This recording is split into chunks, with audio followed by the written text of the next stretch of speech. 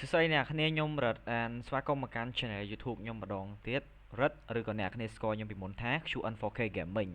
and today អ្នកគ្នានឹង welcome ខ្ញុំត្រឡប់មកកាន់ YouTube ម្ដងទៀតហើយថ្ងៃនេះដែរគឺខ្ញុំប្រាប់អ្នកគ្នាអំពីរបៀបយកទៅលើ account CapCut free ក៏ដូចជា account ផ្សេងៗដោយឥតគិតថ្លៃតែម្ដងដែលយើងទម្លាក់ account ជារៀងរាល់ថ្ងៃដែលអ្នកគ្នាអាច get យក free តែម្ដងអូខេ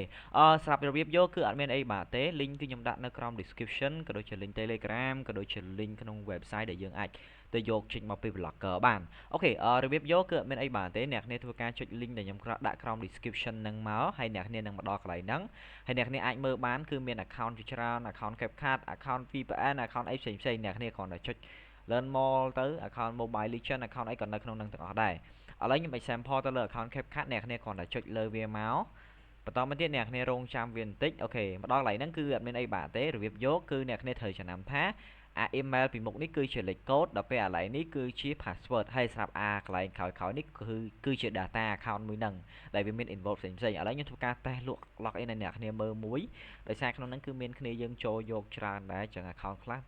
អ្នកខ្លះយកអ្នកខ្លះនៅចឹងទៅគឺ account ហើយដែល account ដែលខ្ញុំធ្លាក់នៅក្នុងហ្នឹងគឺអាចយកបាន 100% គឺមានថាដំណើរការ 100% តែម្ដងឥឡូវខ្ញុំធ្វើការតេស្ត login account មួយខ្ញុំធ្វើការ copy paste ចូលមកយើងធ្វើការ copy លេខកូដទុកសិនយើងធ្វើការលុបអានេះចោលធ្វើការចុច confirm បន្តមកទៀតយើងធ្វើការ paste លេខកូដមកអ្នកគ្នាមើលចូលអត់អូខេ account នេះអត់ចូលអត់បានទេដោយសារតែអាចមានអ្នក